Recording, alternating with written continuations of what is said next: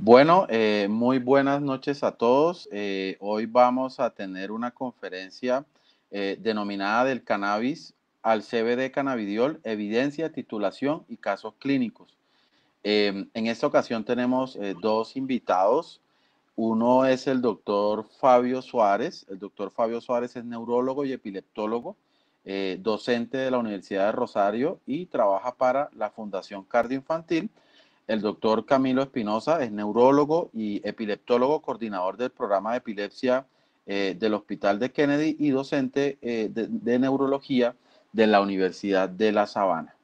La idea es que hoy vamos a empezar con el doctor Fabio, que nos mostrará una parte básica de todo este proceso y nos seguirá con algunos estudios y algunos casos clínicos pues, con el doctor Camilo.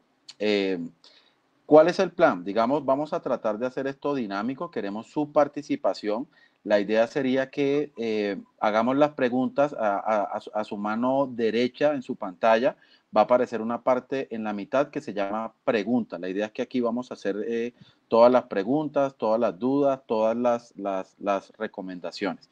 Entonces, no siendo más, vamos a empezar con este tema que es súper importante, ya que la epilepsia refractaria es una patología, siendo hoy, digamos, en Colombia la epilepsia una de las enfermedades más prevalentes, es la segunda más importante después de la migraña, y un 20 a un 30% fallarán al manejo convencional con la mayoría antiepilépticos según los reportes de los últimos estudios de Martin Brody.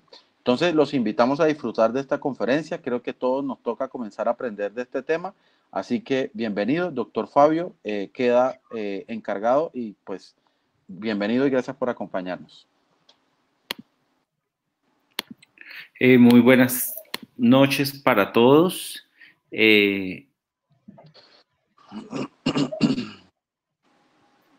Presentando este tema, posiblemente para muchas personas nuevas, respecto al cannabidiol exactamente, y a este tema que vamos a empezar pues a debatir hoy en cuanto al manejo de la epilepsia refractaria como tal. Quiero preguntarles si están viendo bien mi pantalla. Perfecto, doctor Fabio. Listo. Jean-Paul, gracias por la introducción. Al laboratorio, muchísimas gracias por la invitación. En esta noche queremos hablar del cannabis, al cannabidiol, y qué evidencia científica es que tenemos para el manejo de nuestros pacientes con epilepsia refractaria. Estos son mis conflictos de interés. Este es el índice que vamos a desarrollar el día de hoy. En cuanto a las generalidades, siempre me gusta empezar y más porque en el público a veces hay estudiantes, residentes. Quiero hablarles de generalidades básicas de epilepsia. Primero, 40 millones de personas en el mundo tienen este diagnóstico, 142.000 personas aproximadamente mueren cada año y el 30% de los pacientes que son diagnosticados con epilepsia pueden tener diagnóstico de epilepsia refractaria. ¿Qué es una crisis? Porque hoy vamos a hablar mucho de estudios clínicos y vale la pena ver porque hay muchos términos que usamos para describir las crisis. Uno de los más frecuentes y que posiblemente hoy ya no deberíamos estar usando casi son las convulsiones, pero pues podría ser una crisis con la manifestación motora. Entonces, quiero hablarles qué definimos como crisis y son esos signos y síntomas transitorios secundarios a una actividad neuronal sincrónica y excesiva. El diagnóstico como tal de un paciente epiléptico lo hacemos cuando tenemos ya dos crisis no provocadas o reflejas separadas de 24 horas o cuando por electroencefalograma o resonancia podemos concluir que este paciente tiene un riesgo mayor de recurrencia del 60% o cuando electroencefalográficamente tenemos un síndrome epiléptico que por clínica adicionalmente nos cuadra para hablar de que el paciente así haya hecho una primera crisis, tiene un síndrome epiléptico y concluimos que tiene diagnóstico de epilepsia. Y la otra definición que quiero que les quede hoy claro para que entendamos todo el tema es cuando hablar de refractariedad. Y hablamos de refractariedad cuando encontramos que las crisis epilépticas persisten a pesar de dar 2 fármacos antiepilépticos en monoterapia o en combinación que han sido bien tolerados, apropiadamente seleccionados y que han sido empleados de una forma adecuada por el paciente.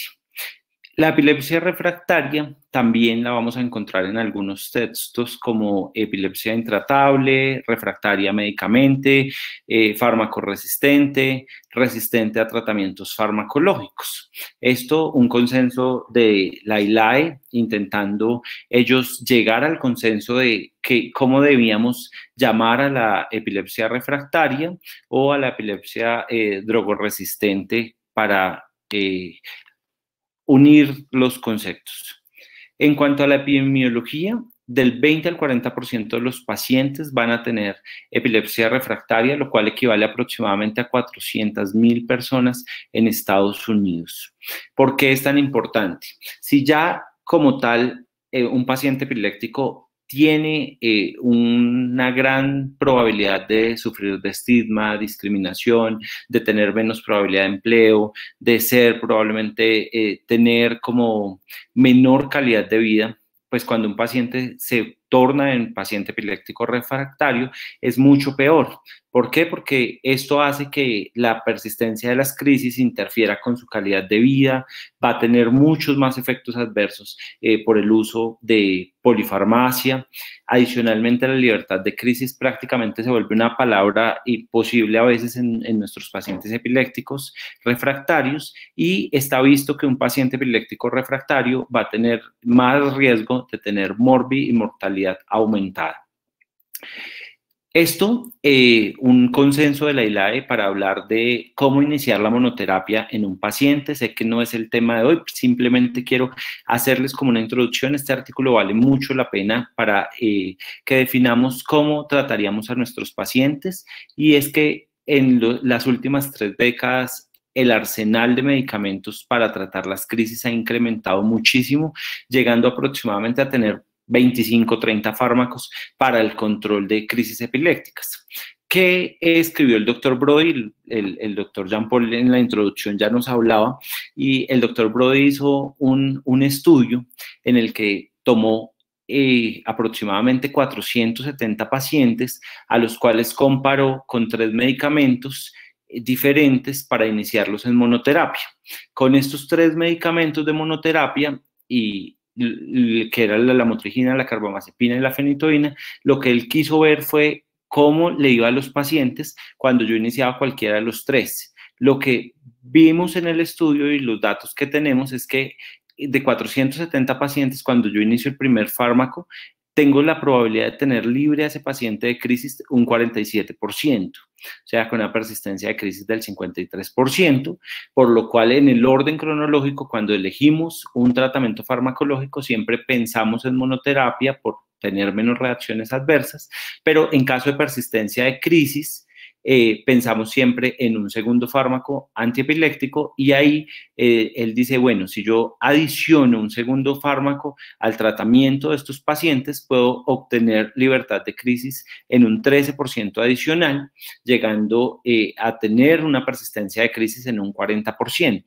Este 40% de pacientes viene dándonos esa estadística que yo les hablaba del diagnóstico de epilepsia refractaria y lo que él nos dice es, mire, usted puede usar un tercer fármaco y posiblemente va a obtener una libertad de crisis de un 1% más, por lo cual persistiría con 39% de resistencia o de no libertad de crisis y podría usted pensar en politerapia, adicionar otros medicamentos, con lo cual puede que llegue a una libertad de crisis aproximadamente de un 3% adicional, no más.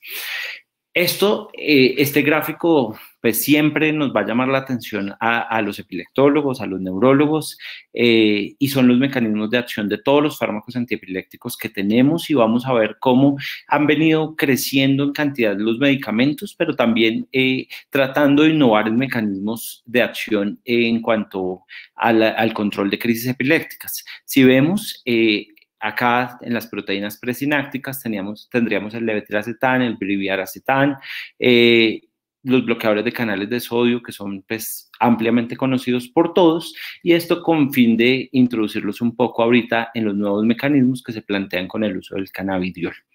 ¿Qué es lo que tenemos entonces? ¿Qué hacemos con ese 40% de pacientes o de ese 20 a 40% que están en ese rango de refractariedad? Y aproximadamente en el último tiempo venimos trabajando en varias opciones de tratamiento diferentes para abordar esos pacientes. Ahí está primero el cannabidiol, que sería una opción adicional en el paciente con epilepsia refractaria, pero también tenemos otras opciones que han venido en aumento en la última década. Está el estimulador de nervio vago, está la estimulación cerebral profunda, la dieta cetogénica, la cirugía de epilepsia en cualquiera de sus, digamos que cualquiera de la elección de un grupo de cirugía que le vayamos a brindar al paciente, ya sea receptiva, ya sea paliativa. Y entrando en materia, hoy un poco y tratando de desmitificar un poco todo esto y que ustedes entiendan hoy también que no vamos a hablar de marihuana medicinal, no vamos a hablar del cannabis como tal, sino que vamos a hablar de un fármaco que tiene estudios y que tiene una evidencia ampliamente sustentada, que es el cannabidiol, y quiero empezar con eso. ¿Qué ha pasado con la marihuana? ¿Qué ha pasado con el cannabis? ¿Y por qué lo tenemos que traer a colación? En la historia, a través del tiempo, hemos visto que hay sustento bibliográfico que habla que desde la antigüedad ya habían como escritos diciendo que se podía usar el cannabis como tratamiento tanto para crisis epilépticas como para espasticidad, depresión. Ustedes han visto que ha tenido mucho uso recreativo, la marihuana y el cannabis. Se ha venido preparando como en forma de esencias, aceites, fumado, y aparece un término que quiero hoy dejar bien claro y es el CBD o el fitocannabidiol. El fitocannabidiol. Esto es muy importante y pienso que hace una década posiblemente hablar o pensar que la marihuana o algún derivado de esta planta iba a ser el tratamiento para alguna enfermedad, pues generaba mucho, digamos que como miedo y de pronto algo de temor y algo también de rechazo por la sociedad científica. Entonces, en Colombia y pues en el mundo empiezan a aparecer muchos estudios, pero si recordamos, 2013, 2014, siempre que uno buscaba, y de hecho hay algunos artículos del Cochrane que dice no hay evidencia suficiente para hablar de uso de cannabis medicinal para manejo de crisis epilépticas ni de enfermedades neurodegenerativas. En Colombia en el 2016 apareció una ley para empezar estudios y hacer implementación del cannabis con usos o con finalidades medicinales. Aparece esta ley y me llamaba mucho la atención esta gráfica, viendo posiblemente hacia dónde apuntamos nosotros, si nos vamos posiblemente por una opción botánica o si nos vamos de pronto a una cosa con mucho más evidencia en cuanto a estudios, y es lo que hoy queremos hablarles a ustedes. Parte de mi presentación del día de hoy está basada en este artículo. Este artículo es del doctor Camilo Espinosa, que está de conferencista conmigo esta noche, y vamos a estar hablando en parte de este artículo. Él lo publicó este año y pues vale la pena. Lo primero, pienso que algunos han escuchado hablar de las esencias a base de cannabis o de los aceites, y una de las cosas fundamentales de los aceites era que nosotros no teníamos como la cantidad de dosis que le estábamos dando al paciente. ¿Por qué surgen tanta variedad de aceites? Porque cuando algún amigo, yo tuve una amiga que el perro convulsionaba y iba a buscar como gotas de cannabis para darle a su perro. Entonces, todo remonta a la historia de Charlotte Figi.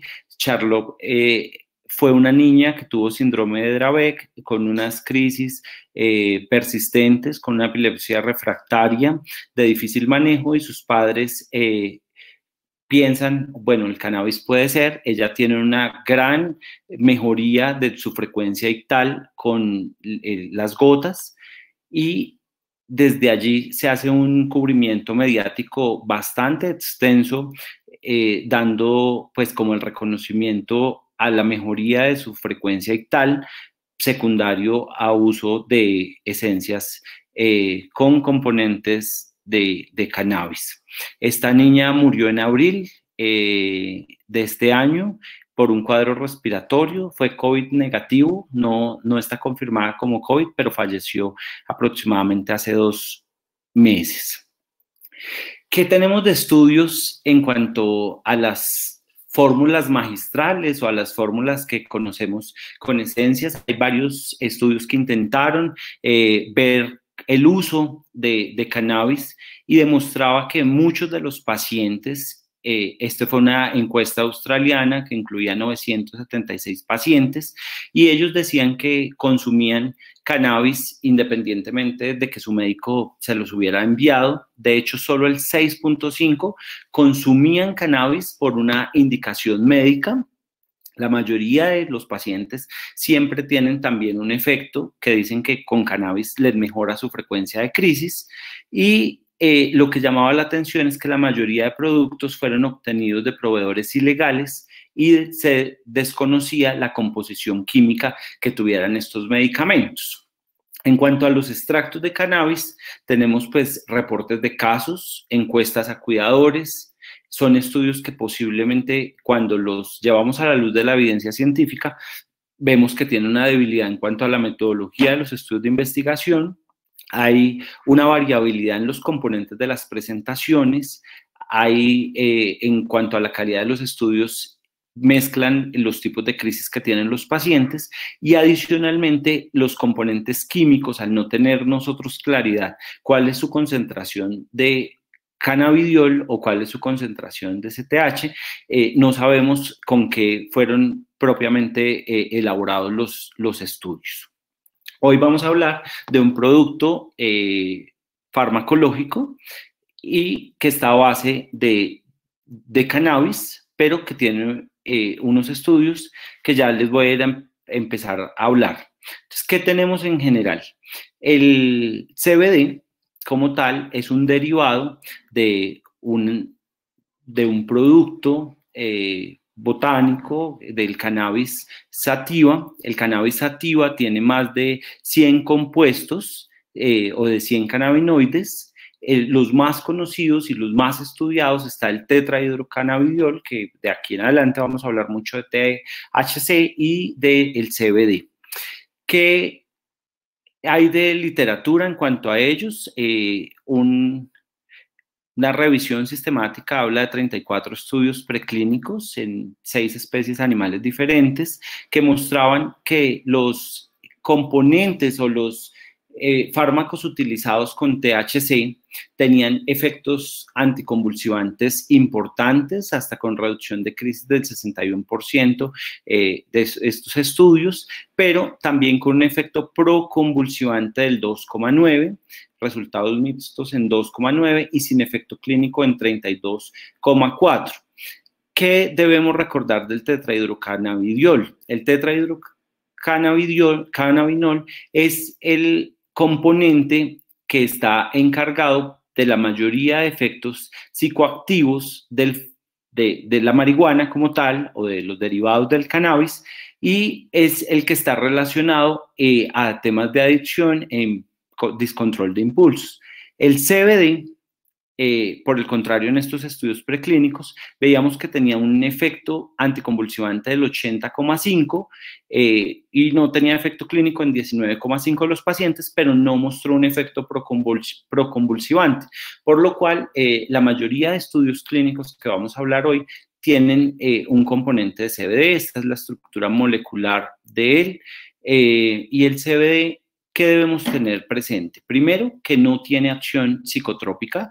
Es un compuesto que ha mostrado una eficacia alta como fármaco anticonvulsivante, como antipsicótico, neuroprotector, antidepresivo, ansiolítico. Adicionalmente, parece que tiene unas propiedades antiinflamatorias y antioxidantes importantes que ahorita en el mecanismo de acción les voy a explicar, y que tiene una baja afinidad por los receptores de cannabinoides o por el sistema de cannabinoides que tenemos pues en todo el cuerpo. Actúa adicionalmente sobre receptores como receptores de serotonina, como receptores opioides, por lo cual tiene gran utilidad también o propiedades antidepresivas.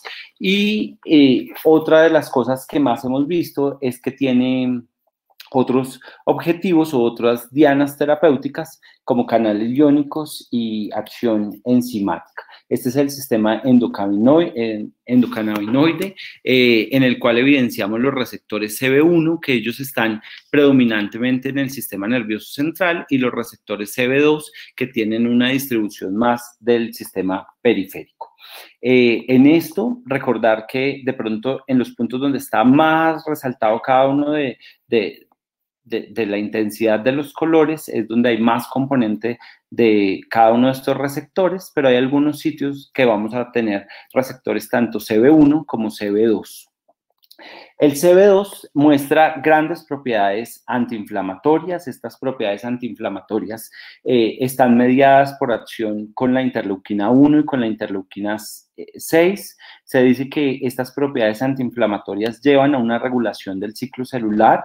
Adicionalmente, en estudios in vitro, ha mostrado el CBD que disminuye la acción del factor de necrosis tumoral, disminuye la acción de las citoquinas inflamatorias, va a llevar a una menor producción de óxido nítrico, con lo cual pues también va a disminuir la producción de especies reactivas de oxígeno, y también tiene acción sobre otros canales, sobre todo el TRPV1, que está implicado también en reducción de crisis epilépticas como tal.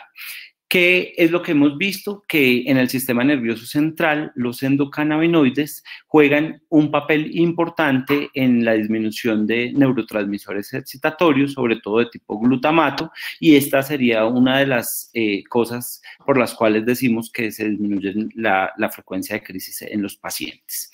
Del producto pues, que hoy estamos hablando, es un producto que se llama Nebiot, que es un componente 100% de cannabidiol, que para Colombia la patente está por el laboratorio Procaps, pues que es el patrocinador además hoy de la charla como tal, y que tiene ciertas características farmacológicas el medicamento. Primero, llama la atención esta vida media. La vida media es bastante larga, por lo cual se puede dar, digamos, 2 veces al día. Con una administración de 2 veces al día, uno generalmente logra que los pacientes tengan una adecuada adherencia a los medicamentos. Tiene una muy baja biodisponibilidad oral, tal vez por un paso o un transporte de primer orden a nivel gástrico, lo cual disminuye mucho las concentraciones del CBD. Y en cuanto a los estudios que tenemos, lo primero es recordar que la mayoría de estudios son hechos en pediatría.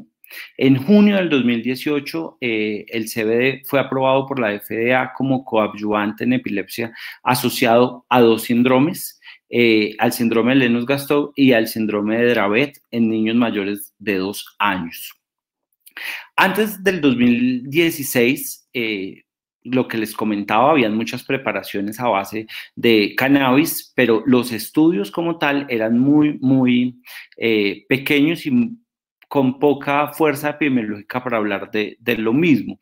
Si vemos el número de participantes en estos estudios, es un estudio de 1978 que solamente mostraba 4 participantes. En 1980 ya algunos grupos empiezan a hablar pues específicamente de CBD, pero con unas participaciones muy bajas, lo cual hacía que pues no tuviera un sustento como tal para tener una aprobación por entidades gubernamentales pues bien fuertes.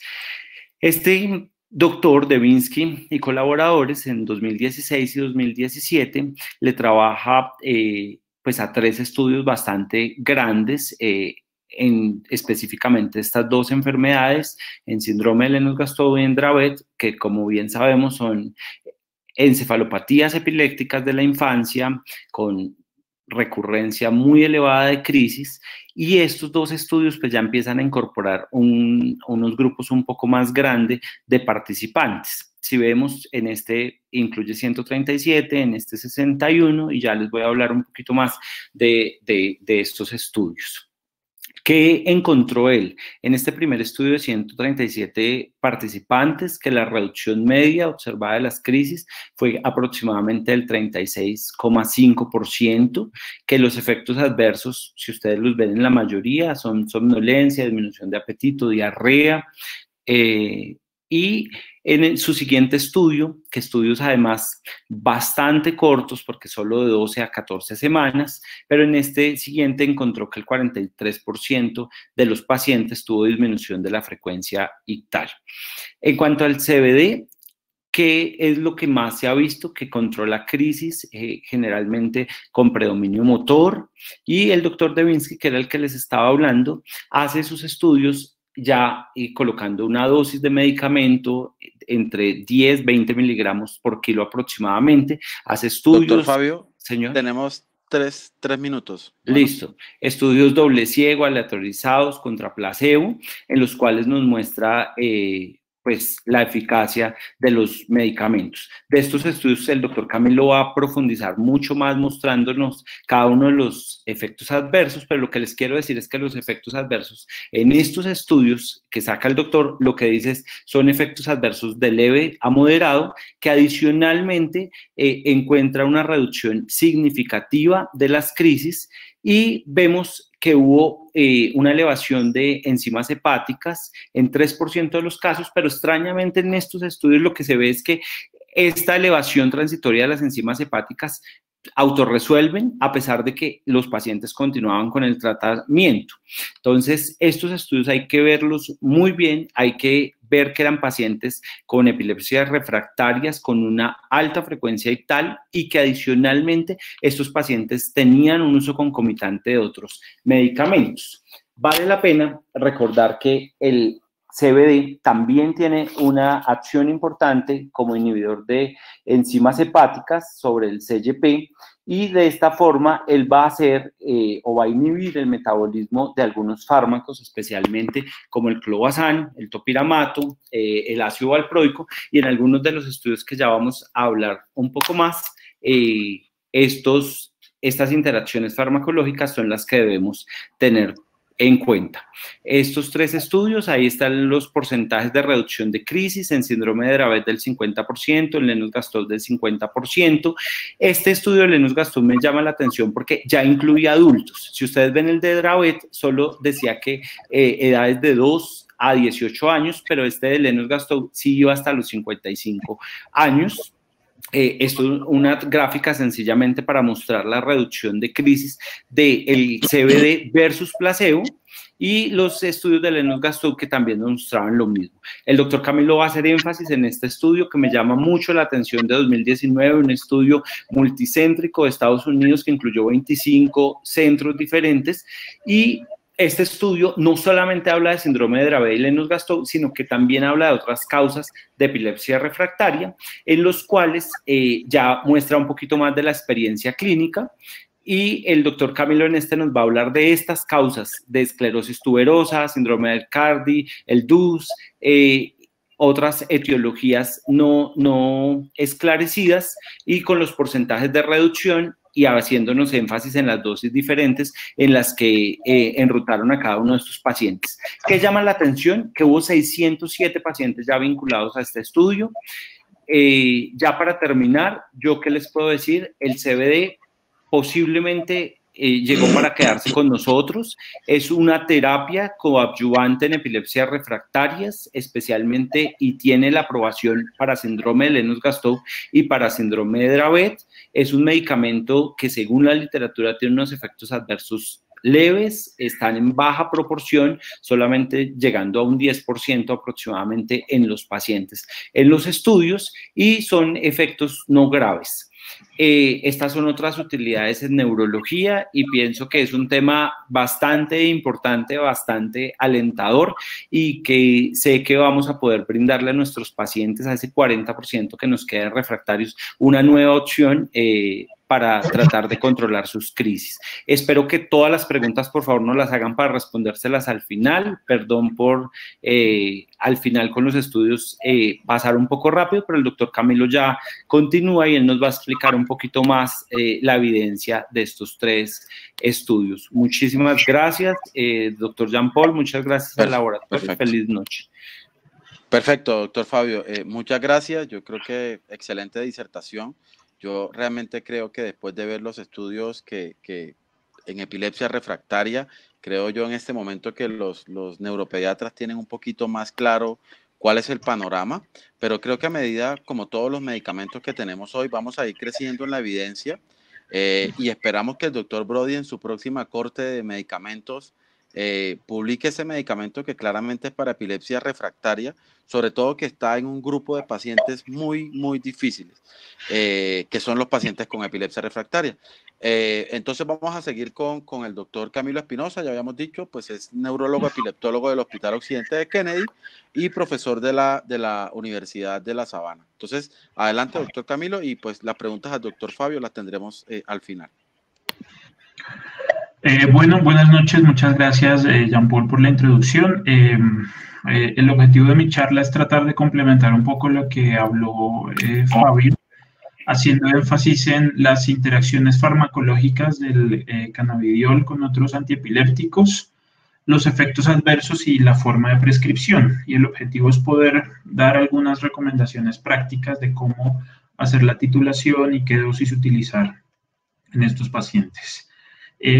Mis conflictos de interés, pues hago, estas charlas son pagadas con honorarios como conferencista por algunos laboratorios, incluyendo el laboratorio Brocaps, que está promocionando esta charla y es el laboratorio que está comercializando el cannabidiol en Colombia. Sin embargo, es importante mencionar que todo lo que les voy a mencionar, pues, hace parte de mi autoría y está fundamentado en la revisión de la literatura y en la experiencia profesional. Voy a empezar mencionando algunos aspectos iniciales como para ponernos un poco en contexto. Y es importante tratar de reconocer los fármacos y los tipos de cannabinoides que tenemos en la actualidad y más o menos ponernos en contexto acerca de cuál es el producto del cual vamos a estar hablando esta noche. Hay 2 grandes tipos de cannabinoides, que son los cannabinoides sintéticos y los fitocannabinoides, que también son cannabinoides naturales derivados directamente de la planta. Hay 2 grandes tipos de cannabinoides sintéticos, que son el dronabinol y el nabilone, son análogos sintéticos de THC, que están aprobados por la FDA para el tratamiento de la anorexia en pacientes con VIH y la náusea inducida por quimioterapia. Esto lo digo más a modo de información general porque por obvias razones no tiene ninguna influencia en epilepsia. Luego están los fitocannabinoides, que hay muchos tipos, son cannabinoides naturales derivados directamente de la planta. Y hay muchos tipos, los más conocidos y los que eventualmente se usan más son el nabiximol, que es una mezcla de CBD y THC con una relación de 1 a 1 y está aprobado para el tratamiento de la espasticidad en esclerosis múltiple. Y las 2 alternativas que tenemos en epilepsia son el CBD purificado al 100%, que se comercializa en Estados Unidos y en Europa como Epidiolex, y es el que tiene la aprobación de diferentes entidades sanitarias para el tratamiento de la epilepsia refractaria en ciertos síndromes epilépticos. Y luego tenemos los extractos de cannabis que están enriquecidos con CBD y que están aprobados en algunos países para el tratamiento también de la epilepsia refractaria. Ahora, siempre es importante mencionar esto, y es algo en lo que suelo hacer mucho énfasis, y es que a pesar de que son 2 productos que eventualmente pueden tener similitudes en sus componentes químicos, son diametralmente opuestos desde el punto de vista farmacéutico y desde el punto de vista de evidencia clínica. El CBD purificado al 100% representa un modelo farmacéutico y es el que tiene la evidencia científica más sólida en epilepsia, que surge a partir de casi que 34 estudios en modelos animales en diferentes especies y 5 ensayos clínicos controlados, 4 de los cuales ya están publicados. Los extractos de cannabis representan más un modelo de sinergia botánica en el cual se cree que todos los componentes de la planta pueden llegar a ser más efectivos que un compuesto químico aislado. Sin embargo, la evidencia científica de estos extractos no es tan sólida y no es tan concluyente como si ocurre con el CBD purificado al 100%, y por ende lo que voy a mencionar en esta charla es única y exclusivamente de este compuesto químico que, como bien saben, en Colombia se comercializa con el nombre de Neviot. La evidencia científica, como lo mencionó muy bien Fabio, es bastante sólida. Surge a partir de 5 ensayos clínicos controlados y aleatorizados, 4 de los cuales ya están publicados y uno está en proceso de publicación, que es el ensayo de esclerosis tuberosa, y un ensayo clínico abierto internacional que a mí personalmente es uno de los que más me llama la atención porque refleja de una forma más clara la práctica clínica habitual y la vida real. Toda esta evidencia científica pues ha permitido que el cannabidiol sea aprobado por diferentes entidades sanitarias. En el 2018 fue aprobado por la FDA, el año pasado en septiembre fue aprobado por la EMEA, que es la Agencia Europea Reguladora de Medicamentos, y en enero de este año fue aprobado por NICE, que es una de las agencias reguladoras de medicamentos en el Reino Unido. Así que tiene todo el sustento científico y ustedes bien saben que estas entidades sanitarias y reguladoras pues no suelen aprobar medicamentos porque sí, sino que tienen que tener todo el sustento que demuestre su eficacia y su seguridad. Para poder hablar de la titulación es importante mencionar algunos aspectos un poco más específicos de los ensayos clínicos controlados y quiero contarles un resumen general de estos ensayos para que más o menos se hagan una idea del contexto en el cual estaban los pacientes que recibieron este tratamiento y tratar de extrapolar esas características clínicas a nuestra práctica clínica habitual. Estos pacientes que fueron incluidos eran pacientes extremadamente refractarios que habían ya utilizado muchos fármacos antiepilépticos, como ustedes pueden ver en la tabla. Al momento de ingresar al estudio estaban utilizando en promedio 3 medicamentos antiepilépticos. Muchos ya habían pasado por estimulador del nervio vago y por dieta cetogénica, y a pesar de todo este recorrido y de todas estas alternativas terapéuticas, seguían teniendo una frecuencia de crisis extremadamente alta. Para el caso de Dravet tenían una frecuencia de crisis basal aproximada de 13 crisis por mes, con unos rangos bastante amplios, y para el caso de Lennox-Gastaut tenían un promedio de 86 crisis por mes. Es decir, que eran pacientes extremadamente refractarios que habían utilizado muchas alternativas antes de llegar al cannabidiol, y bajo ese contexto es que podemos analizar los resultados clínicos de estos ensayos. Como muchos de ustedes saben, los principales desenlaces que medimos en los ensayos clínicos de medicamentos para epilepsia son el porcentaje medio de reducción de crisis y el número de pacientes que logra una reducción de más del 50% de las crisis. Son como los principales outcomes de la mayoría de los ensayos clínicos de medicamentos en epilepsia. En ese contexto, pues vimos que para el caso del Dravet, los pacientes que utilizaron una dosis de 20 miligramos por kilo día tenían una reducción de las crisis aproximadamente de 39%, y para el caso del Lennox-Gastaut también encontraron unos resultados similares con una reducción que fluctuaba entre el 37 y el 44%. En el caso de síndrome de Dravet, el 43% de los pacientes tuvo una reducción de más del 50% en las crisis motoras y el 5% logró libertad de crisis. Y para el caso de Lennox-Gastaut, el 46% de los pacientes tuvo una reducción de más de 50% en las crisis de caída, que fue el desenlace que ellos evaluaron, y el 6% logró libertad de crisis.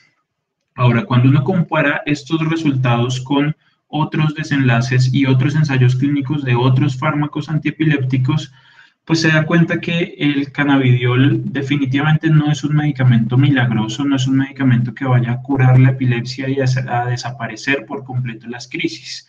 Sin embargo, vuelvo y les digo, hay que tener en cuenta el contexto en el cual ocurre y en el cual se utiliza este fármaco. Son pacientes muy refractarios que han utilizado muchas alternativas de tratamiento y que aún así en ese contexto este medicamento puede, más o menos redondeando las cifras, disminuir casi que entre un 40 y un 50% la frecuencia de las crisis. Si a un paciente o a un familiar con un Lennox-Gastaut le decimos que le vamos a bajar las crisis de 20 crisis mensuales a 10 crisis mensuales, creo que eso puede llegar a tener un impacto importante en su funcionalidad y en su calidad de vida. Los 3 ensayos publicados hasta este momento pues han utilizado el mismo esquema terapéutico, que son dosis de 5 miligramos por kilo día, distribuido en 2 tomas, y luego empiezan a titular hasta llegar a una dosis de 10 a 20 miligramos kilo día, para que se vayan haciendo más o menos una idea de las dosis que podríamos eventualmente utilizar en nuestros pacientes.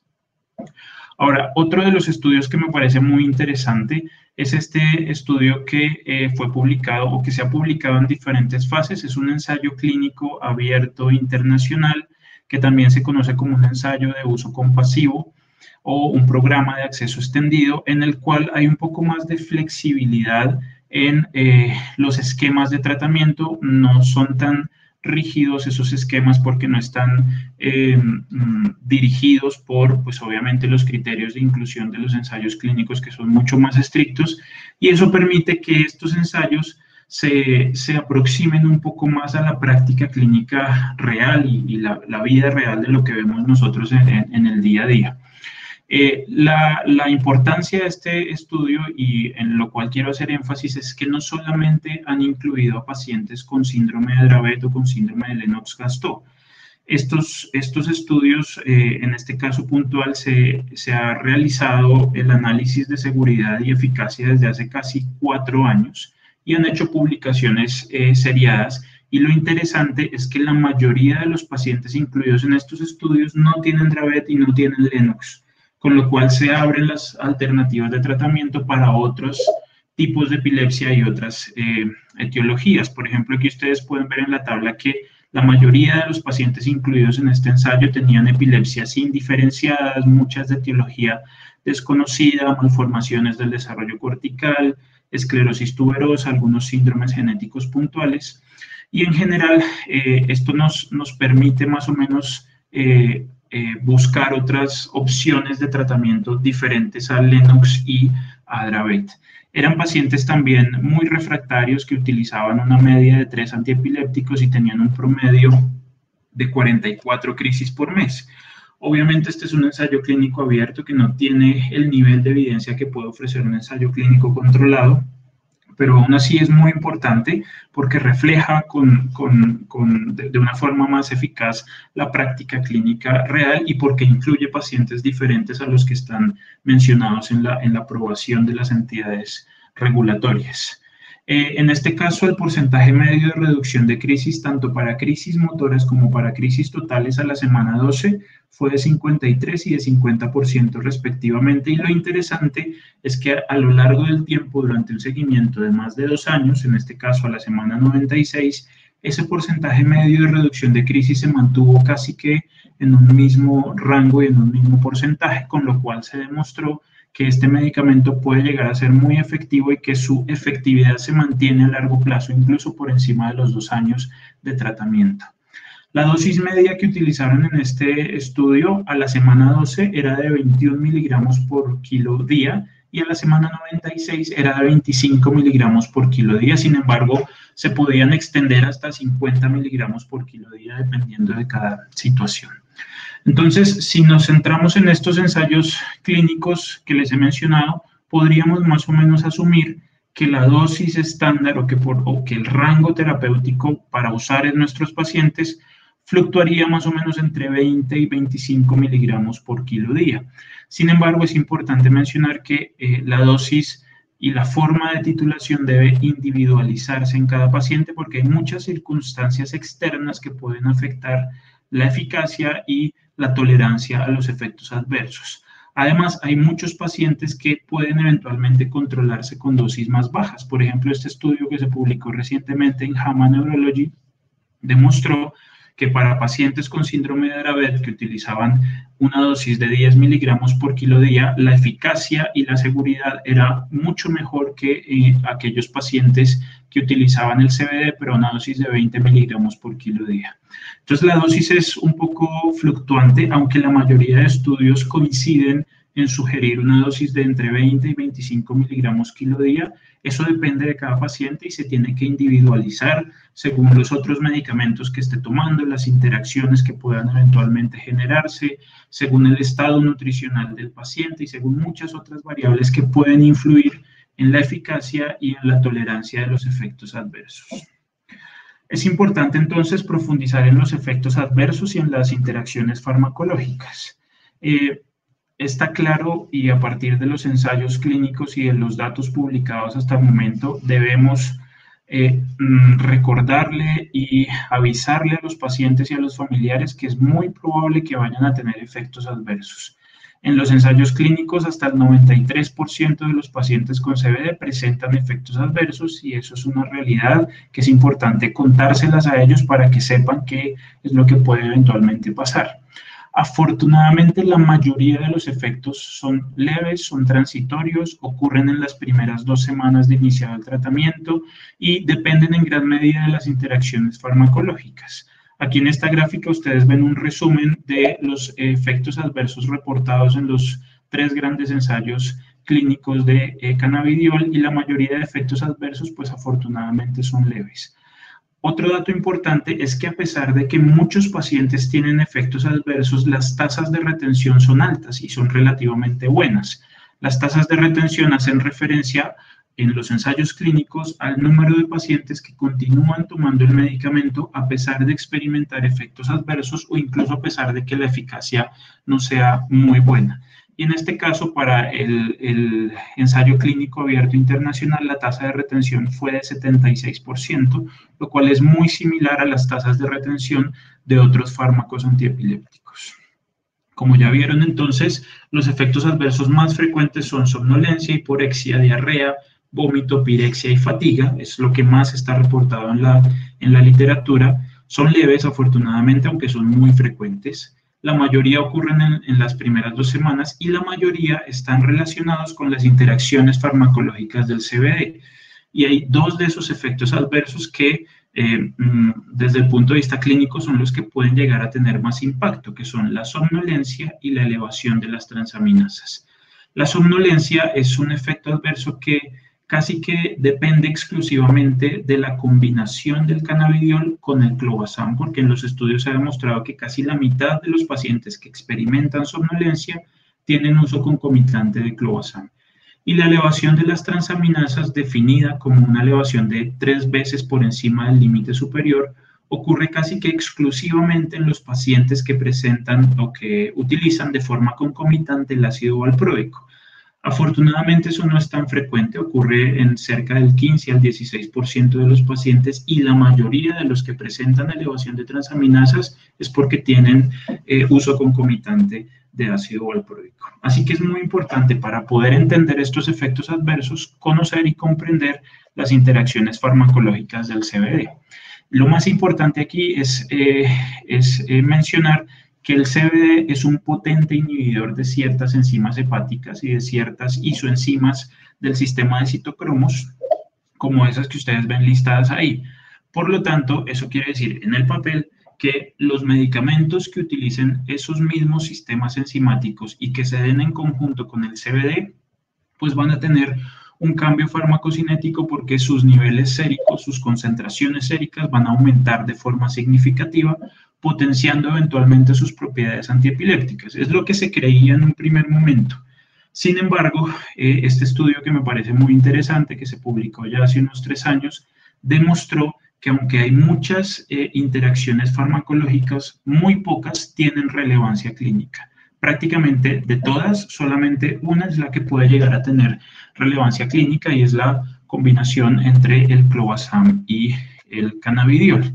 Les resumo un poco lo que hicieron en este estudio. Lo que hicieron fue coger a pacientes que estaban en los ensayos clínicos y medirles las concentraciones séricas de 19 fármacos antiepilépticos.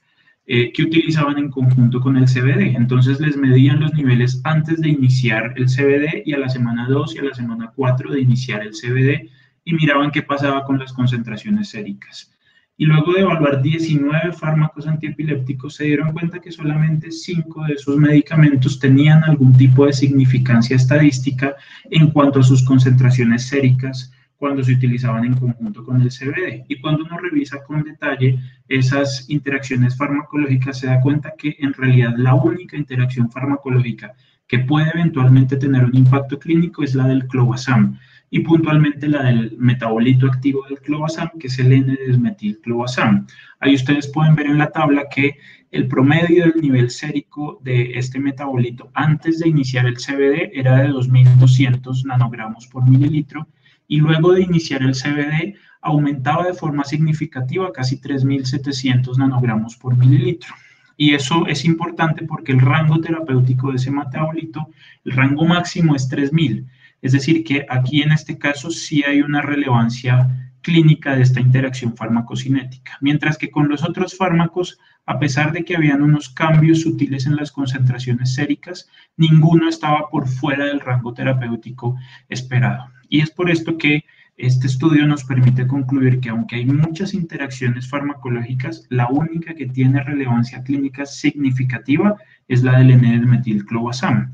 Y eso se ha demostrado a lo largo de muchos estudios en modelos preclínicos y en los ensayos clínicos. Está claramente demostrado que el cannabidiol aumenta los niveles séricos del metabolito activo del clobazam hasta en un 50 a un 70%, contribuyendo de forma significativa a los efectos adversos, puntualmente somnolencia y sedación, que es lo que veíamos en los ensayos clínicos, que la mayoría de los pacientes que tenían estos efectos adversos es porque tenían la combinación de clobazam y cannabidiol. Y esto empezó a generar un problema porque en ese momento muchos críticos empezaron a plantearse si en realidad el cannabidiol tenía efectos antiepilépticos intrínsecos. Muchos críticos en ese momento pensaban que la eficacia del cannabidiol no era porque ese medicamento tuviese propiedades antiepilépticas intrínsecas, sino porque ejercía unos cambios farmacocinéticos en otros medicamentos, potenciando las propiedades antiepilépticas de otros medicamentos. Afortunadamente, eso ya se ha esclarecido bastante y en los últimos 2 años hemos tenido muchos artículos que han desvirtuado esa hipótesis. Y la evidencia científica actual ha demostrado que el mecanismo de acción del CBD es independiente del clobazam. Hay muchas razones para justificar esas. Las dos más importantes para mí es que en modelos preclínicos, en modelos animales, se demostró que la administración de dosis bajas de CBD no mejoraba los efectos anticonvulsivos del clobazam, aun cuando sus concentraciones séricas aumentaban de forma significativa. Es decir, que esto confirma en modelos preclínicos que el efecto y la interacción farmacocinética entre estos dos medicamentos no es suficiente para explicar el efecto antiepiléptico del cannabidiol. Y eso además se confirmó en unos metaanálisis recientes que se publicaron hace menos de 2 meses, en donde lo que hicieron fue evaluar los pacientes de los ensayos clínicos que utilizaban y que no utilizaban la combinación de CBD con clobazam y demostraron que el efecto terapéutico era independiente del uso concomitante de clobazam, como ustedes lo pueden ver en esta gráfica del metaanálisis, en donde independientemente de que el paciente no utilizara o utilizara clobazam, los resultados favorecían el concepto, la hipótesis de que el CBD tenía propiedades antiepilépticas intrínsecas. Ahora, lo que sí está claro es que a los pacientes parece que les va mucho mejor cuando se combina el cannabidiol con el clobazam, y está claramente demostrado que eso produce un mayor efecto anticonvulsivante que cuando se utilizan por separado. Eso obviamente a expensas de muchos efectos adversos. Y lo interesante de este mecanismo es que el año pasado, en este artículo que ustedes ven ahí referenciado, se demostró que esa combinación de cannabidiol y clobazam ejerce una modulación alostérica positiva en el receptor GABA cuando se combina cannabidiol con clobazam. Es decir, es un nuevo mecanismo de acción descrito en el cannabidiol. Lo que se cree es que el cannabidiol probablemente tiene un sitio de unión al receptor GABA-A diferente de las benzodiazepinas y diferente de los barbitúricos.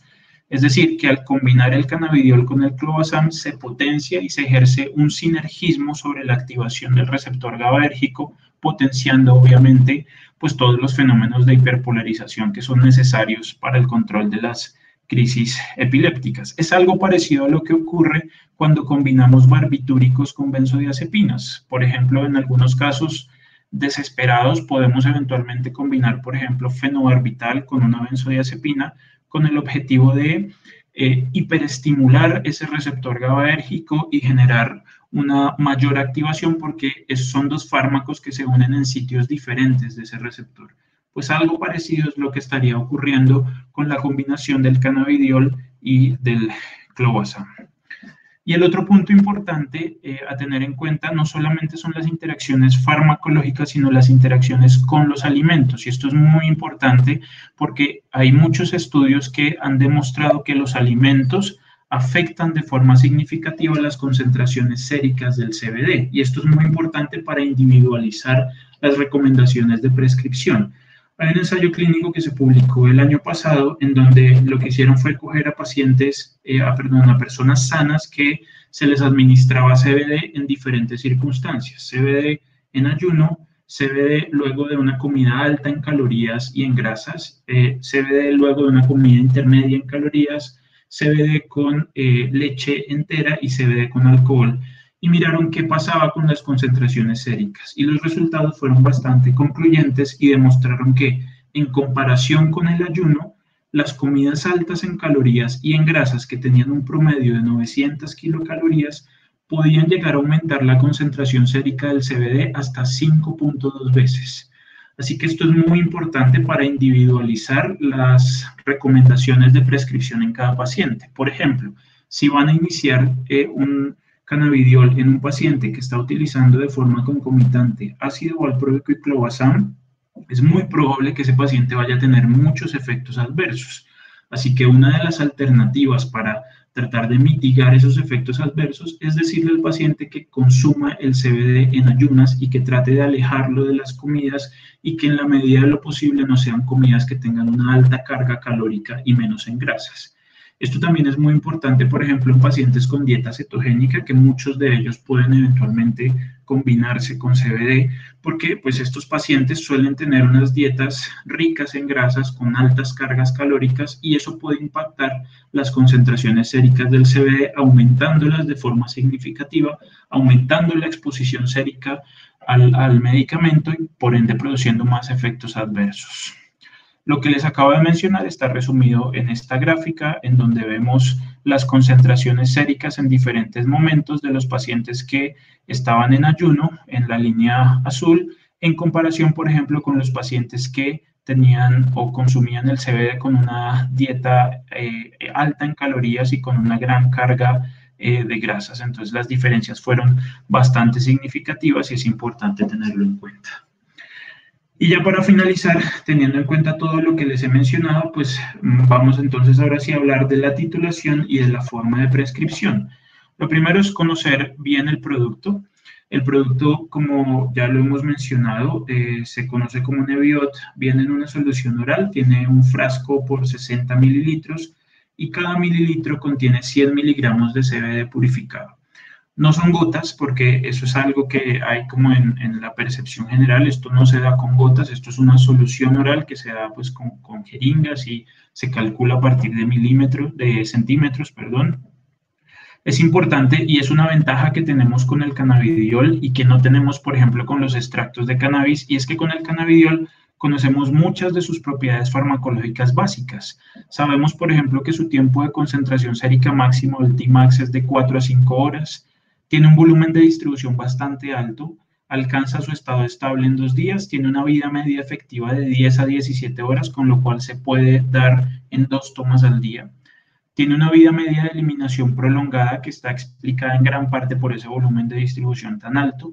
Tiene una alta porcentaje de ionaproteínas y uno de los principales dolores de cabeza para los fabricantes del cannabidiol es que tiene una muy baja biodisponibilidad oral, y por eso se han intentado buscar otras alternativas de administración, han buscado alternativas dérmicas, inhaladas, cápsulas, pero ese siempre ha sido un problema con la farmacología del cannabidiol. Esta es la forma en cómo viene el cannabidiol. Viene en un frasco, que es el que les acabo de mencionar. La caja viene con 2 jeringas, una jeringa de 5 mililitros y una jeringa de 1 mililitro.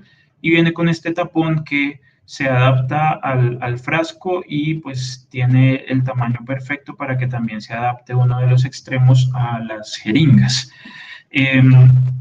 Ahora, en cuanto a la dosis, como ya les mencioné, la dosis y la titulación debe individualizarse en cada paciente. Una cosa es lo que nos dicen los ensayos clínicos y otra cosa es la práctica clínica real. Obviamente hay que tener una guía y hay que tener unas recomendaciones generales, pero esas guías no son una camisa de fuerza. Cada paciente debe individualizarse y la dosis y la titulación va a depender de las interacciones farmacológicas, de la tolerancia de ese paciente a los efectos adversos, del patrón de alimentación, del estado nutricional, de las comorbilidades, etc. No es lo mismo iniciar un cannabidiol en un paciente que tiene dieta cetogénica, que tiene ácido valproico y que tiene clobazam, a iniciar un cannabidiol en un paciente que tiene inductores enzimáticos como el fenobarbital, como la carbamazepina, como la fenitoína. Son contextos diferentes. Lo que sí está claro es que lo más importante es iniciar de forma lenta y gradual, sobre todo en aquellos pacientes que usan clobazam y que usan ácido valproico, que han demostrado ser los medicamentos que tienen una relevancia clínica en cuanto a sus interacciones farmacológicas. Entonces aquí, ya para finalizar, les voy a mostrar como un paso a paso unas sugerencias de cómo se podría eventualmente prescribir el cannabidiol, fundamentado en todo lo que les he dicho y en la experiencia personal. El primer paso para formular el cannabidiol es que tienen que asegurarse que el medicamento esté bien indicado para el tipo de epilepsia. No tiene sentido iniciar un cannabidiol en un paciente con epilepsia mioclónica juvenil sabiendo que hay muchas otras alternativas de tratamiento. Ahora bien, este medicamento no está aprobado como monoterapia, es un medicamento coadyuvante para epilepsias refractarias y no cualquier epilepsia refractaria. Es decir, no podemos dejar en el ambiente que ahora todos los pacientes vayan a tener que formularse con cannabidiol. Es una muy buena alternativa, pero hay que saberlo usar y hay que saber escoger el paciente adecuado. No tiene sentido que si tenemos un paciente con una epilepsia focal que es refractaria y que tiene una esclerosis de hipocampo, le demos cannabidiol en vez de ofrecerle la alternativa de una cirugía. Entonces, lo primero es escoger muy bien al paciente. Es importante tener en cuenta que aunque está aprobado para Lennox y para Dravet, como ya les mencioné en los ensayos clínicos abiertos, se utiliza para muchas otras etiologías de epilepsia y el abanico de posibilidades es bastante amplio. Pero lo más importante es que para los pacientes refractarios, nunca este medicamento debe reemplazar un estudio prequirúrgico cuando el paciente tiene una probable indicación de cirugía, porque eso siempre va a ser mejor y es importante tenerlo en cuenta. Una vez han escogido correctamente al paciente, lo primero que deberíamos hacer es hacer un perfil hepático inicial, mirar cómo están las transaminasas, porque es el principal efecto adverso grave o potencialmente grave que puede llegar a generar complicaciones peligrosas para el paciente. Los otros efectos adversos son leves, son transitorios, son muy frecuentes y son molestos para el paciente, pero el único grave en realidad es el problema hepático. Así que lo primero que hay que hacer es un perfil hepático inicial. Si el perfil hepático inicial no es normal entendiendo como anormalidad la elevación de 3 veces el límite superior de las transaminasas. Si ese es el escenario, pues no es prudente iniciar el cannabidiol. Hay que buscar la causa de esa alteración hepática, hay que buscar un tratamiento y hay que esperar y hay que plantear otras alternativas. Ahora, si el perfil hepático es normal, podemos iniciar la prescripción.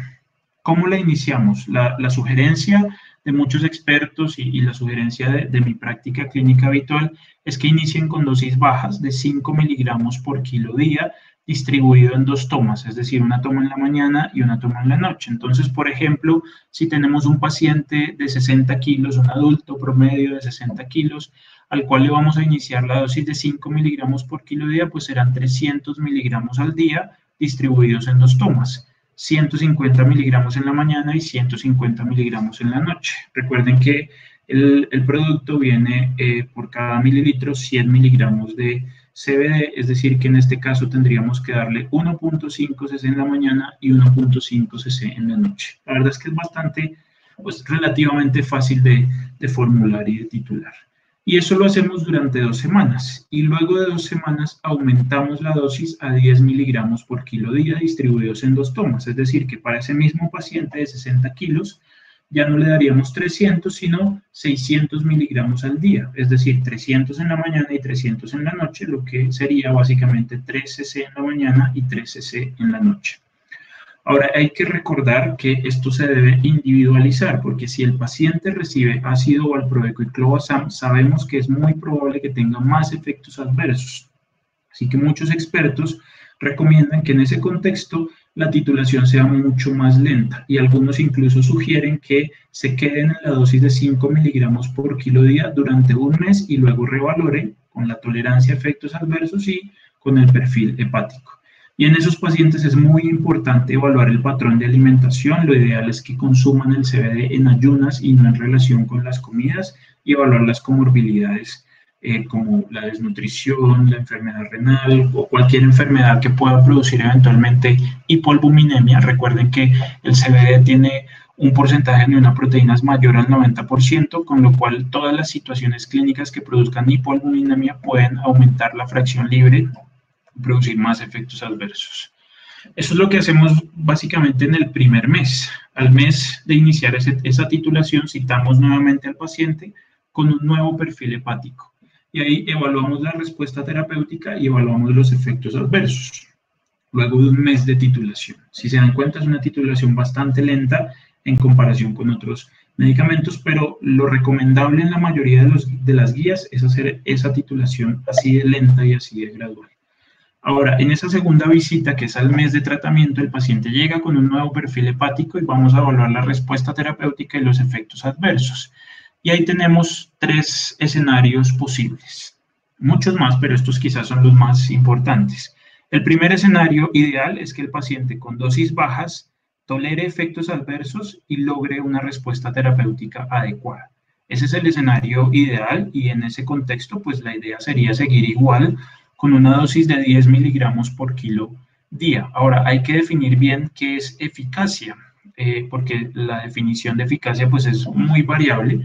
Sin embargo, lo ideal, a partir de los ensayos clínicos, es que este medicamento pueda reducir en más del 50% la frecuencia basal de crisis. Eso, desde el punto de vista personal, para mí es eficacia con este medicamento. No todos los pacientes tienen que titularse hasta 20 o 25 miligramos kilo día, porque está claramente demostrado que algunos pacientes con dosis bajas se pueden controlar muy bien. El siguiente escenario es que el paciente tolere efectos adversos, pero el medicamento no sea eficaz. Entonces ahí sí vamos a tener que seguir subiendo la dosis, y la forma de subirla es subir de a 5 miligramos por kilo día cada 2 semanas hasta llegar a una dosis aproximada entre 20 a 25 miligramos por kilo día. Se puede subir incluso mucho más hasta tolerancia de efectos adversos. Los ensayos clínicos abiertos incluyen incluso hasta 50 miligramos por kilo día. Yo la verdad dudo mucho que los pacientes toleren esas dosis tan altas, pero más o menos podríamos llegar hasta esa dosis aproximada de 20 a 25 miligramos por kilo día, y se revalorará en 2 meses adicionales. Y el tercer escenario es que el paciente, luego de la primera titulación y al mes de tratamiento, no tolere efectos adversos. Ahí lo que tenemos que hacer es evaluar el impacto real de esos efectos adversos, porque una cosa es que el paciente diga, me siento un poquito mareado, me da algo de náusea y nada más, a decir que el paciente está con diarrea persistente, está dormido todo el día y está con un mal manejo de secreciones. Son 2 escenarios muy diferentes, y hay que evaluar el impacto real de sus efectos adversos. Obviamente, si el paciente definitivamente no los tolera y son efectos adversos que afectan su funcionalidad diaria, hay que reconsiderar la dosis, ya sea bajar la dosis del cannabidiol o bajar la dosis de los otros medicamentos, sobre todo si es clobazam y ácido valproico. Hay que evaluar la alimentación y las comorbilidades. Hay que decirle al paciente que evite el consumo del CBD en relación con las comidas y que lo mejor es que lo tome en ayunas, idealmente. Ahora, si seguimos en ese esquema y asumiendo que al paciente le va bien y que tolera el medicamento, ya sea que se quede igual o que subamos la dosis a 20 a 25 miligramos, lo ideal es ver a ese paciente a los 3 meses con un nuevo perfil hepático. Es decir, si ustedes se dan cuenta, hay que hacer 3 perfiles hepáticos. Por lo menos son las recomendaciones generales. Uno antes de iniciar el tratamiento, otro al mes de tratamiento, que es donde más suelen elevarse las transaminasas, y otro a los 3 meses de tratamiento. De ahí para adelante ya se pueden hacer de forma esporádica, de manera semestral o incluso anual, dependiendo de la tolerancia de efectos adversos. En este punto es importante que recordemos que si el medicamento no es eficaz luego de 3 meses de tratamiento a dosis por encima de 20 a 25 miligramos por kilo día, la verdad es que es improbable que vaya a funcionar. Por lo menos es lo que se ha mostrado en los estudios y en los ensayos clínicos, y ahí lo más prudente es buscar otras alternativas, porque es muy poco probable que con dosis tan altas, luego de 3 meses de tratamiento, el medicamento vaya a funcionar. El tratamiento, si funciona, que ocurre en muchos pacientes, se puede continuar de forma indefinida vigilando el perfil hepático de forma semestral. ¿Hasta cuándo lo podemos continuar? No lo sabemos. Lo que sí sabemos es que en los estudios de seguimiento a largo plazo hay pacientes que llevan más de 2 años y medio, casi 3 años en tratamiento y les ha ido muy bien. Así que por lo menos podemos continuarlos durante ese tiempo y ya veremos en un futuro pues qué puede pasar. Muy bien, para terminar entonces quiero compartir con ustedes mis conclusiones. El CBD es una alternativa terapéutica eficaz y segura en pacientes con epilepsias muy refractarias. A pesar de la alta frecuencia de efectos adversos, la mayoría son leves y las tasas de retención son altas. Las interacciones farmacológicas son muchas, pero las únicas que han demostrado relevancia clínica son con el clobazam y con el ácido valproico. Y la dosis y la titulación debe individualizarse en cada paciente. Hay muchas variables externas que influyen en la forma en cómo debemos titular ese medicamento. Este es el grupo de trabajo al cual pertenezco, que es el grupo de neurología y el programa de epilepsia del Hospital de Kennedy y el posgrado de neurología de la Universidad de La Sabana. Muchas gracias por su atención. Bueno, perfecto, Camilo. Excelente presentación. Creo que quedó bastante claro. Yo quiero saber si hay algunas preguntas. Recuerden que las preguntas se hacen en el panel de preguntas que está en la parte intermedia a mano derecha. Y quisiera saber si hay preguntas. Bueno, la primera, doctor Fabio, está disponible. Dice, aunque no tiene una autorización INVIMA para otras epilepsias refractarias como las descritas, Dravet y Lennox, ¿se puede en Colombia iniciar en refractarias no quirúrgicas? Yo pienso que sería una indicación off-label, pero sí se puede iniciar.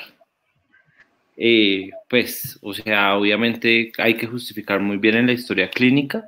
Pienso que Camilo nos explicaba muy bien el tipo de epilepsias refractarias en las que le podemos apuntar a iniciar el medicamento.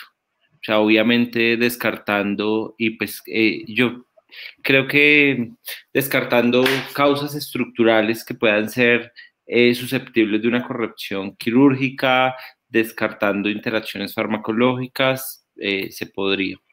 Ok, Camilo, una pregunta. ¿Tú lo has utilizado en adultos? Porque si bien lo que tú dices, algunos ensayos clínicos van hasta edades mayores, la mayoría de pacientes son niños. En este momento, ¿tú tienes algún paciente con este medicamento siendo adulto y una indicación diferente a Lennox? O... Sí.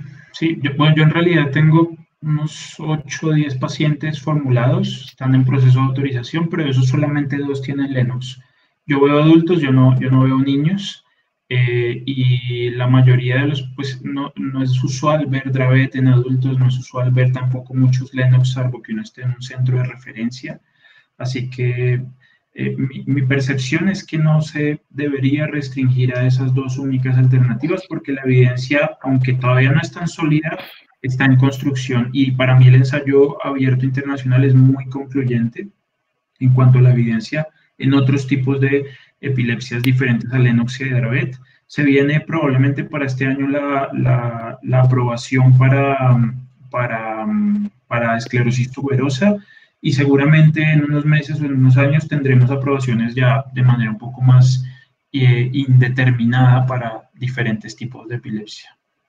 Claro, súper interesante, Camilo, porque realmente uno cuando como epileptólogo de adulto ve a algunos pacientes, típicamente estamos acostumbrados a ver Lennox, otras West para los neuropediatras, digamos, pero nosotros vemos muchos pacientes que la epilepsia los deteriora bastante o muy rápido y no responden a ningún medicamento y son pacientes que a veces uno estudia bastante bien y no le encuentra ninguna otra causa, así que creo que es una alternativa válida.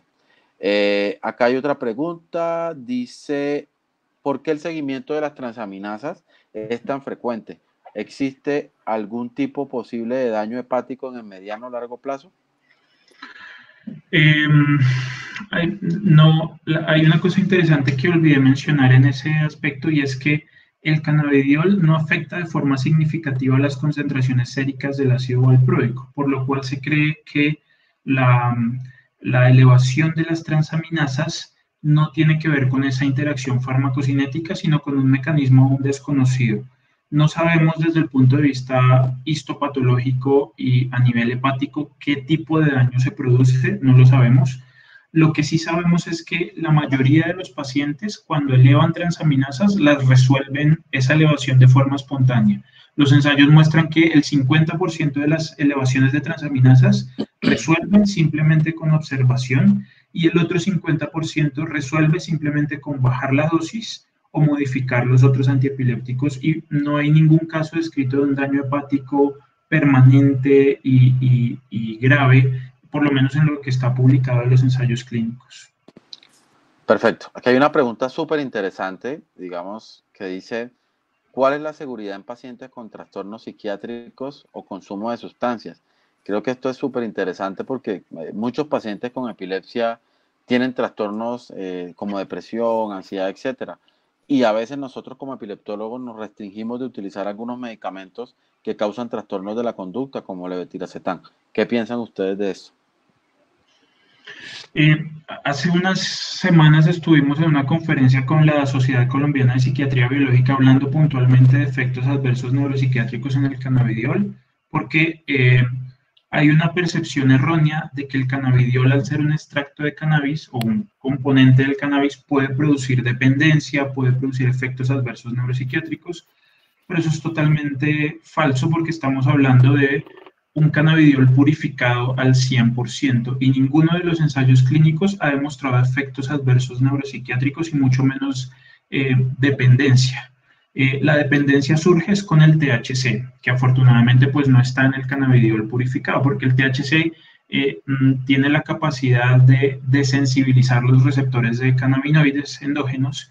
Y lo otro importante es que el cannabidiol, el mecanismo de acción es independiente del sistema endocannabinoide, no tiene nada que ver con el sistema endocannabinoide, que es el responsable de los efectos psicotrópicos, con lo que ocurre principalmente con el THC. Entonces es un fármaco muy seguro desde el punto de vista neuropsiquiátrico, no produce dependencia porque no tiene nada que ver con el THC, no produce, por lo menos en los ensayos clínicos, efectos adversos neuropsiquiátricos. Y eso creo que es importante mencionar que es una ventaja frente a los extractos de cannabis, porque los extractos de cannabis, aunque tienen una concentración baja de THC, tienen THC. Usualmente los extractos de cannabis vienen con una relación de 20:1.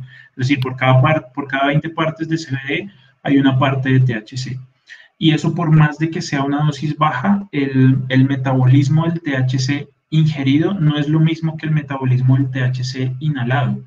Y la potencia del THC es casi 50 veces más que la potencia del CBD. Es decir, se necesitan dosis muy bajitas del THC para producir efectos adversos.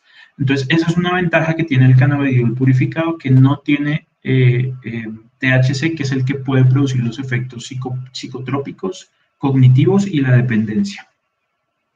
Perfecto. Hay otra pregunta acá. ¿Conoce alguno de los panelistas interacciones con carbamazepina?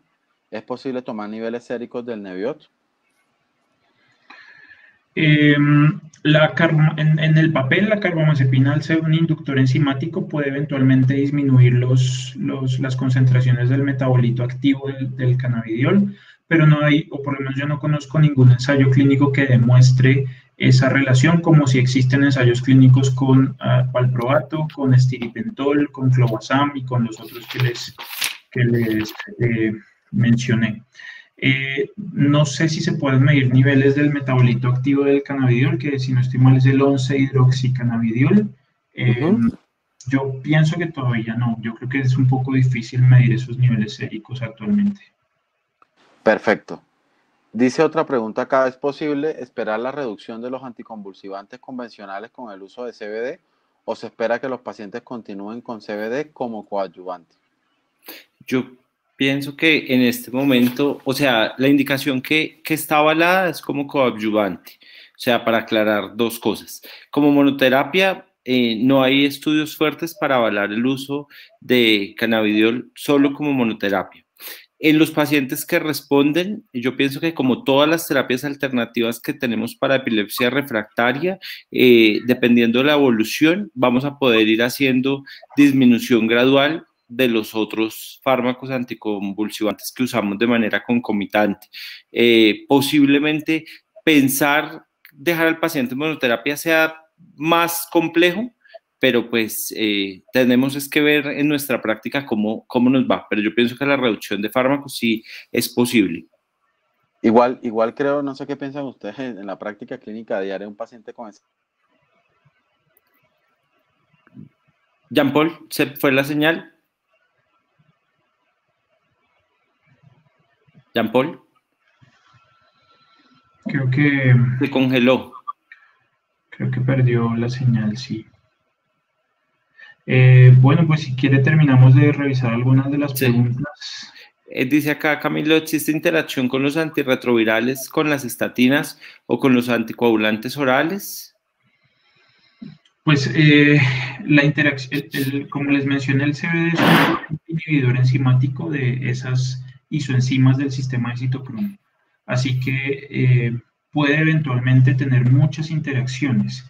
Lo que pasa es que como es un medicamento tan nuevo, no tenemos evidencia sólida que demuestre si esas interacciones tienen relevancia clínica. Porque, por ejemplo, lo que pasó con los antiepilépticos, antes pensábamos que como era un potente inhibidor enzimático, interactuaba con todos y eso se iba a volver un caos y iban a aumentar o a disminuir significativamente las concentraciones séricas. Pero luego del ensayo clínico del 2017 nos dimos cuenta que a pesar de que hay muchas interacciones, solamente una tiene relevancia clínica, que fue con el clobazam. Y ni siquiera es que sea malo desde el punto de vista clínico combinar el cannabidiol con el clobazam. Por el contrario, se potencia el efecto y se ejerce un efecto sinérgico sobre el receptor GABAérgico. Obviamente van a aumentar los efectos adversos, pero la eficacia también se va a potenciar mucho. Lo otro que hay con lo de los antirretrovirales es que se ha visto que para manejo de náuseas e inapetencia, el cannabidiol sí mejoraría, digamos, esos tipos de síntomas en antirretrovirales. Yo estaba viendo un estudio que habla de mejoría de autoestima en los pacientes que consumen cannabidiol. Podría ser un efecto placebo o no, pero sí hay varios estudios ya reportados de uso de antirretrovirales con cannabidiol. Perfecto. Hay otra pregunta acá. Dice, ¿seguimiento con ecografía hepática en algún estudio?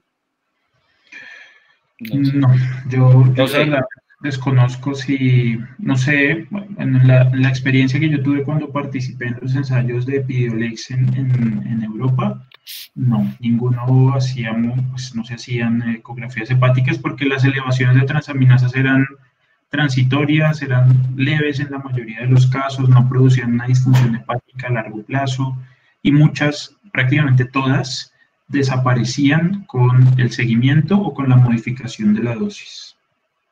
Perfecto. Hay otra pregunta acá que dice, ¿puede existir tolerancia al medicamento? Yo pienso que no. O sea, en la práctica, lo que uno ve, si es solo CBD, no tendría por qué hacer efecto, digamos, de tolerancia ni dependencia con CBD al ser 100% CBD. Digamos que con las fórmulas magistrales o con los componentes completos de una sustancia de origen, pues como más artesanal, posiblemente sí. Acá quería recordarles un estudio de la FDA que evaluaron como muchos concentraciones de esencias o de aceites, en el cual concluyeron que 8 de como 18 no tenían CBD y solo como 8 tenían y concentraciones de menos del 1% y uno solo tenía el 2,6. Entonces, ese sí es el problema que teníamos con los pacientes que nos llegaban a consulta diciéndonos, no sé si a ustedes les tocó vivir, yo compro gotas y uno decía, pero ¿dónde? ¿Cómo las toma? ¿Quién se las administra? Entonces uno no sabía las concentraciones. Yo pienso que no habría ese efecto con CBD. Perfecto. Aquí hay una pregunta que dice, ¿es posible pensar más adelante en un medicamento que combine CBD con THC en bajas concentraciones, teniendo en cuenta la hipótesis que el CBD puede contrarrestar los efectos psicotrópicos de THC y tener efectividad en epilepsia? Pues ese es el fundamento de los extractos de cannabis, que plantean que la eficacia depende de una cosa que se llama el efecto séquito, que es el entourage effect en inglés, y que plantea que todos los componentes de la planta pueden llegar a ser más efectivos que el componente químico aislado. ¿Cuál es el problema ahí? Que el THC en modelos preclínicos ha demostrado en un porcentaje de estudios que es proconvulsivante. Y a eso hay que sumarle que el THC es el responsable de los efectos psicotrópicos de la planta, es el que es análogo o agonista de los receptores CB1 y CB2 y puede llegar a producir dependencia, puede afectar procesos de memoria, puede generar síntomas neuropsiquiátricos. Así que no es a mí personalmente no me parece una buena alternativa combinar CBD con THC por más de que pueda eventualmente contrarrestar esos efectos negativos. A eso hay que sumarle que, como ya les dije anteriormente, el THC ingerido es muy potente en comparación con el THC inhalado. Y la potencia en comparación con el CBD es casi 50 veces mayor. Cuando uno ve los extractos de cannabis que tienen una relación de 20-1, por ejemplo, si yo le voy a dar 300 miligramos al día de cannabidiol con un extracto que tiene una relación de 20-1, en realidad también le estaría dando casi 15 miligramos al día de THC, si tuviese una relación de 20-1. Y 15 miligramos al día de THC es una dosis extremadamente alta. Puede que el CBD contrarreste alguno de sus efectos adversos, pero aún así expone al paciente a efectos adversos psicotrópicos y es lo que uno ve en los ensayos clínicos de extractos de cannabis, que aunque no es frecuente, ahí sí se reporta psicosis, agresividad, síntomas afectivos, en fin. Entonces, a mí personalmente no me parece una buena alternativa, habrá que ver qué pasa en el futuro con los ensayos clínicos de los extractos. Perfecto, perfecto. Yo pienso que hay unos análogos del CBD que sí vienen siendo estudiados y eventualmente no tienen esos efectos psicotrópicos que sí tiene CTH. Entonces yo pienso que esos sí serían posiblemente unas alternativas adicionales al CBD. Lo otro, pues también la eficacia, ¿no? O sea, yo pienso que el hecho de tener un fármaco avalado con estudios que podemos formular y que podemos hacer un seguimiento, digamos el esquema que nos explicó Camilo, queda muy claro de qué laboratorios debo hacerle al paciente y eso nos permite tener, pues, en cierta forma así, un fármaco nuevo para brindarle la oportunidad a los pacientes. Entonces, pues es que es fácil, o sea, porque lo van a conseguir en una farmacia, no lo tienen que buscar como de manera clandestina, se puede hacer formulación pues en todos los sistemas de salud que manejamos en Colombia, con el MIPRES, no sé, pienso que esas son como las facilidades que tenemos hoy en día, Jean Paul. Perfecto, yo creo que nos hace falta mucho a los neurólogos de adultos aprender de esto. Es muy raro diagnosticar un Lennox, me ha pasado, o un Dravet en edades adultas, pero siguen existiendo. Creo que esta población es interesante. El resto, yo creo que es lo que dice Camilo. Los ensayos clínicos son súper importantes para poder acumular experiencia. Y yo creo que pues, sí, la invitación es a Procaps a incluirnos como Colombia, como otras empresas, como UCB, etcétera, que nos han invitado a ensayos clínicos. Y es importante, creo que crecer en la experiencia y nos dará una luz más clara en 2 o 3 años de cómo se comportará, porque probablemente esto va a ser un medicamento más. Lo que no sabemos es qué más nos va a aportar. Ojalá esperamos que mucho, sobre todo que muchos de nuestros pacientes con epilepsia refractaria están polimedicados o ya fueron operados. Pero ahí viene otra cosa, es que yo creo que los neurólogos de adulto, lo hablábamos con Camilo en una reunión que tuvimos en estos días, estamos en deuda un poco de profundizar esa transición de los síndromes epilépticos de la infancia que hoy en día ya nos están llegando a nuestra consulta como adultos, que es un tema que pues vale la pena empezar a profundizar mucho más, familiarizarnos más con este tipo de síndromes, y los estudios preclínicos. Había hasta el mes pasado, Camilo, casi 1000 estudios andando con derivados de cannabis avalados o registrados en Colciencias. Sí, hay un montón. Y cuando uno entra a la página de Clinical Trials y pone cannabidiol y epilepsia, hay una lista enorme de ensayos clínicos Sí. Que están en desarrollo y que pues nos van a aclarar muchas dudas que tenemos todavía. Perfecto, listo, Camilo. Entonces vamos a hacer aquí la última pregunta. Se ha demostrado la absorción sublingual, pero no sé si se refieren a los productos o específicamente a este producto. Ahí lo que se han tratado de buscar es alternativas para mejorar la biodisponibilidad oral, porque la biodisponibilidad oral es muy bajita, menos del 10%. Entonces, eso es un problema. Eso es en parte porque tiene un gran metabolismo de primer paso en el hígado y en el intestino.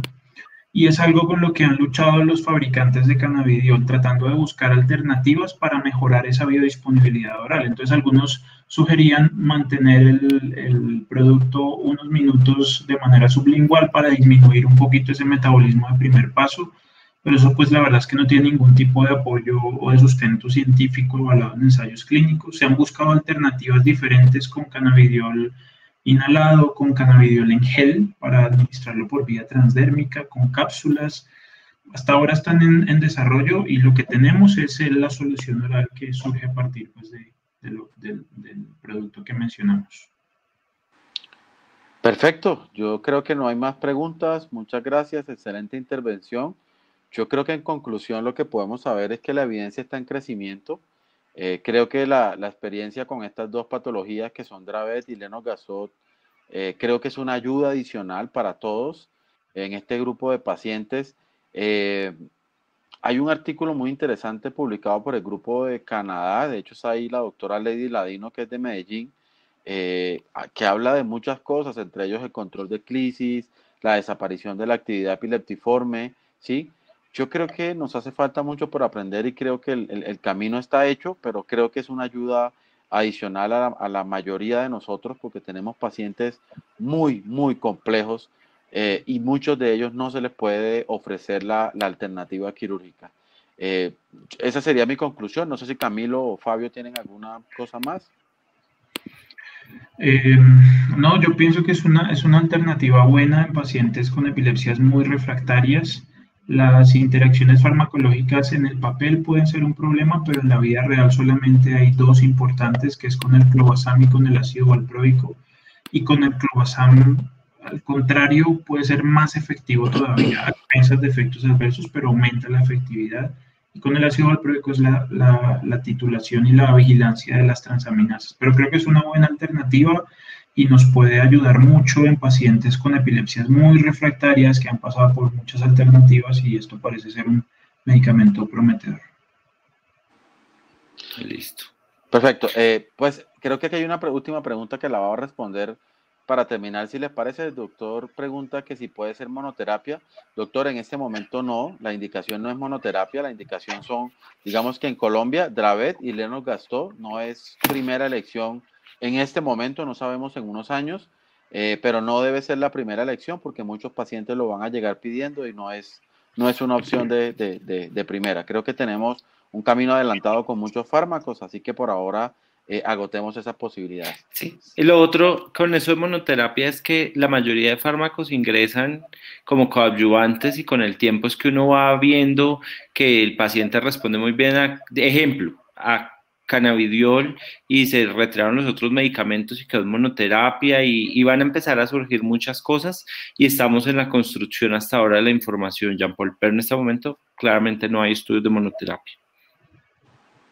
Perfecto. No siendo más, muchísimas gracias a todos. Que tengan una excelente noche y fue un placer. Esperamos vernos pronto y ojalá pues la evidencia científica siga creciendo. Bueno. Gracias, feliz noche a todos los asistentes, a Camilo, muchas gracias, Jean-Paul, a todo el laboratorio, hasta luego, feliz noche. Adiós. Chao, gracias a todos, un abrazo.